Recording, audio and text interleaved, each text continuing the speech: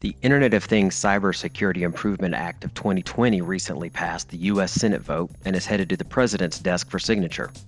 What does this mean for us as consumers? Let's take a few minutes to see what this piece of legislation means for digital security.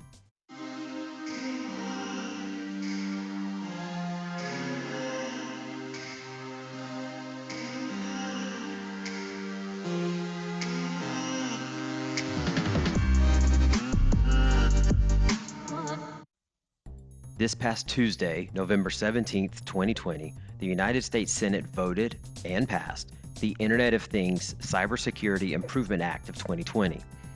Many news stories coming out recently talking about government involvement in digital security usually revolve around encryption, privacy, and how the legislation being introduced is usually negative for consumers.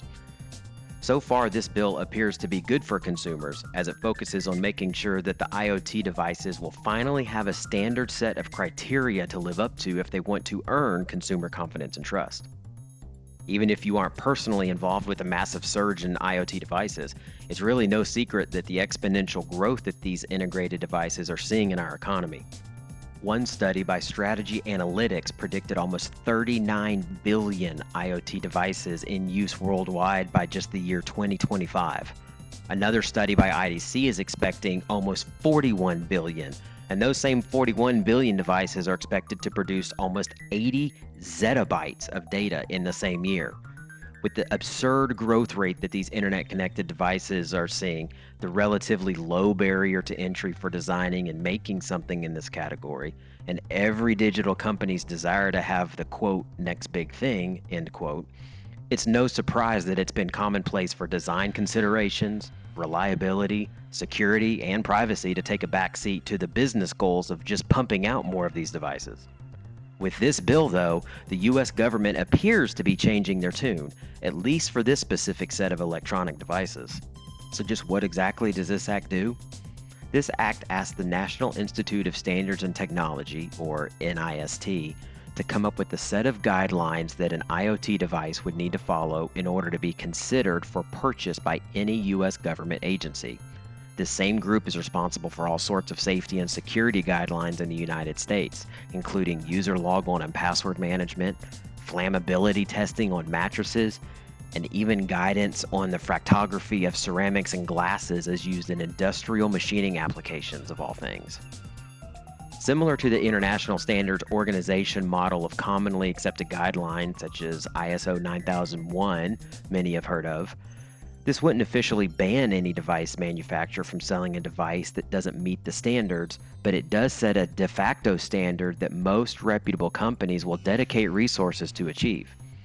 Even if you're not selling your products to the U.S. government, being able to meet their criteria is a huge selling point to other possible buyers. Just as in other industries, once the U.S. government requires a certain set of standard for their own purchase, downstream companies will likely follow suit and require the same level of compliance from their own suppliers. After a short while, if your organization doesn't meet the specific NIST standard, you may find yourself not able to find anyone willing to purchase your new device, even if you think it is completely revolutionary. A few of the things being requested from this bill that the NIST look into are secure code. This means things like, does the company use secure coding practices, and do they scan their code for bugs and security holes, and do they avoid any hard coding of passwords or other sensitive items? Identity management. This means things like, does the final end user control all identity and security functions? Does the device support the ability for each user to have their own user login to the device so that you can have proper audit trails instead of using a single shared account for everybody for login? Patch management.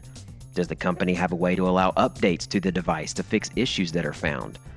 And right along with that, does the company publish their bugs and vulnerabilities that have been found in their system, what was investigated, and how can you apply the update to fix the problem? These are pretty standard guidelines used by major technology companies, and many are already on board supporting this bill to help standardize the IoT community. Organizations like Symantec, Mozilla, and the Software Alliance, which includes companies such as Apple, Cloudflare, and IBM, have all been spotted online as supporting this new legislation. So when does this take effect? The short answer is we don't have a specific date yet.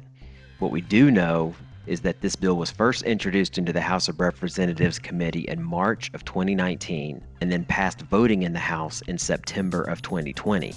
It was then passed by vote in the Senate in November and is now waiting for the president's signature. Once signed by the president, the request will go to the NIST themselves, who will then consider and write up the recommended guidelines. The bill does state, however, that the NIST should publish their guidelines within 90 days of enactment. So right now, we're waiting for final ratification by the president, and we should see initial guidelines released within 90 days. Will this single legislation stop the seemingly never-ending release of new devices from manufacturers that may not have fully tested their devices? No, but it might slow them down just slightly.